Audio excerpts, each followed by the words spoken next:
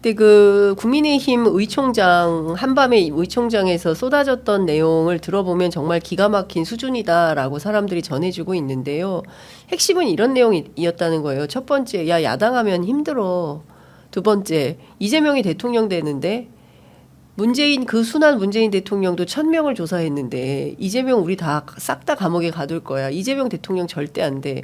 그러니까 일단 내년에 이재명 대표 선거법 그 2심 결과 보고 그다음에 그때까지 6개월은 미뤄야 돼라는 게 오늘 중앙일보 설명이기도 합니다. 그런 식의 발상 자체가 국민은 없는 거죠. 정치를 할 때 가장 중요하게 생각해야 되는 건 물론 뭐 내적으로야 자신들의 안위와 예. 계산이 있을 수 있습니다만 그래도 국민을 먼저 생각하는 게 정치잖아요. 예. 국민은 생각 안 하고 야 야당 되면 힘들 거야 이재명 대표 되면 난 죽을 거야라고 생각하는 것 자체가 얼마나 쪽팔리는 겁니까? 네.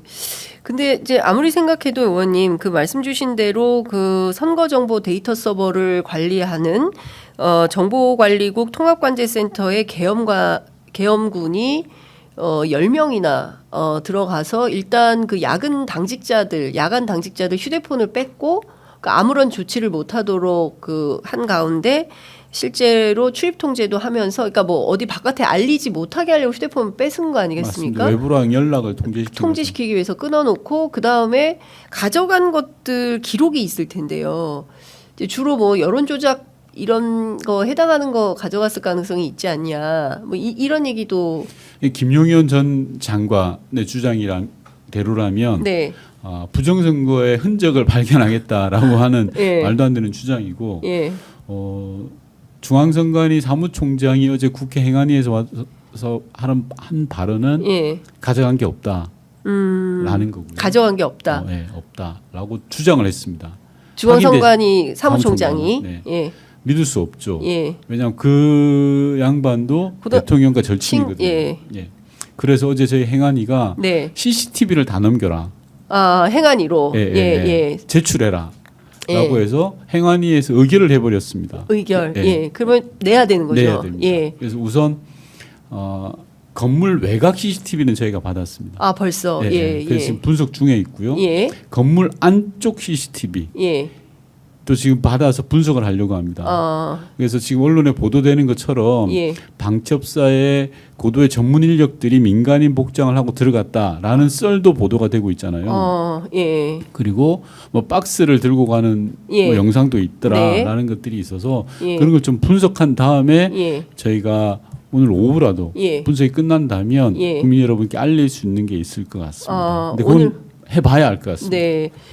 그러면 그 고도로 훈련된 방첩사의 요원들이 민간인 복장을 하고 미리 들어가서 어떤 자료를 빼돌리려고 했다라는 게 사실로 확인이 되면 그 사람들 누군지 다 식별해서 이 사람들도 그럼요. 다 처벌 대상 네. 아니겠습니까? 당연히요. 네. 예.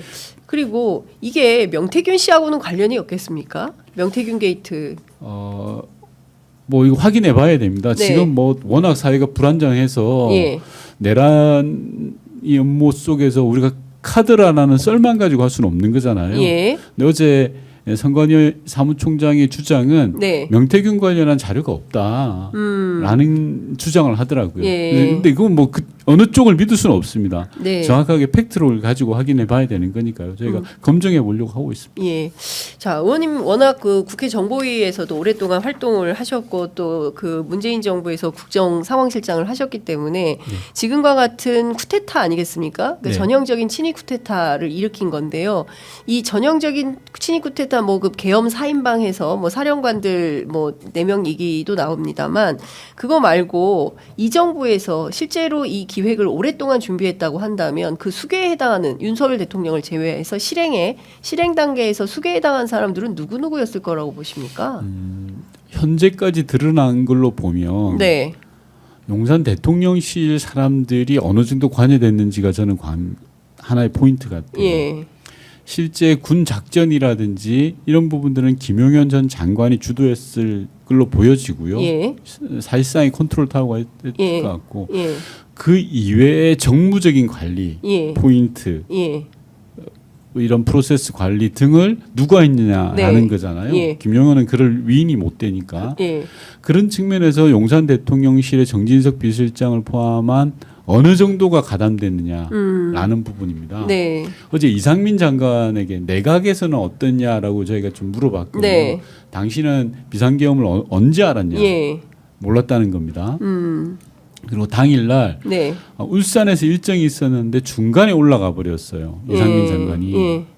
야, 너 알고 올라간 거 아니냐? 예. 당신 알고 올라갔는데 거짓말하는 거지라고 예. 했는지 아니라는 겁니다. 예. 다만 용산에서 일이 있으니까 예. 좀 와달라라고 했다는 거예요. 그래서 중간에 일정을 그만두고 용산 대통령실에 갔더니 네. 대통령이 그때부터 비상계엄을 이야기하더라는 겁니다. 그게 대략 뭐 8시, 8시, 9시 그 어간 예. 12월 3일 예. 이었고 국무위원들이 한 명 한 명씩 모이기 시작하더라라는 예. 거예요. 예. 그러면서 10시 정도가 돼서 정족수가 돼서 국무회의 의결을 했다. 예.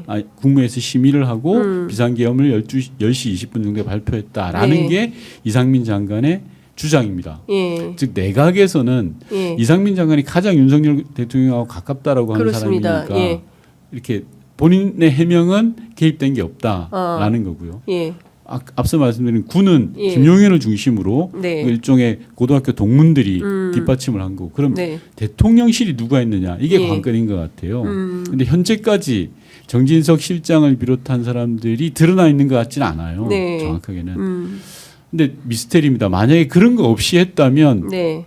어설픈 거거든요, 사실. 김태효 안보실 2차장의 경우는 어떻게 보십니까? 조사해 봐야죠. 예. 그러니까 만약에 용산 대통령실의 조력 없이 네. 군만 가지고 했다. 예. 라면은 참 예. 그 국정원장도 몰랐다라고 네. 주장은 하고 말렸다. 계엄한다고 했을 때 국무위원은 아니지만 자신은 말렸다라는 보도가 나와 있고 홍장원 차장이 관여했을 개연성에 대해서도 그러니까 일종의 이제 뭐 주요 직책은 아니지만 수장은 아니지만 뭐 김태호 차장처럼 이렇게 실권자로서 결합했을 모의했을 가능성 뭐 이런 얘기도 좀 나오던데 그건 어떻게 보십니까? 저는 이게 내란에 관해서 수사를 빨리 해야 된다고 생각하는데요. 네. 하면 나옵니다 이게. 예, 수사하면 나오죠. 예, 예. 흔적이 나올 수밖에 없어요. 예. 그리고 지금 뭐 하나하나 언론에 보도되고 있잖아요. 네. 계엄군들에게 가서 니네가 해야 될 임무는 국회의원들을 잡아내는 거다. 예. 그리고 잡아서 남태령 방첩사에 보내야 돼. 뭐 예. 이런 것들이 진술들이 나오잖아요. 예. 그래서 내란의 주도를 누가 했느냐 실무적으로 네. 용산 대통령실에서 김태호 차장이 했냐 아니면 예. 홍장원 차장이 했냐라는 것들은 좀 더 우리가 예. 조사를 해봐야 되는 부분 아닌가 싶어요. 그리고 하나 좀 어제 행안위에서 나왔던 것 중에 하나가 예. 우리 계엄법 제5조 1항에 따르면요. 계엄 사령관을 임명하려면 네. 국무회의에서 심의를 거쳐서 대통령이 임명하도록 되어 있습니다. 그렇죠. 중요한 법조항입니다. 그런데 어제 이상민 장관은 국무회의에서 심의하지 않았다는 겁니다.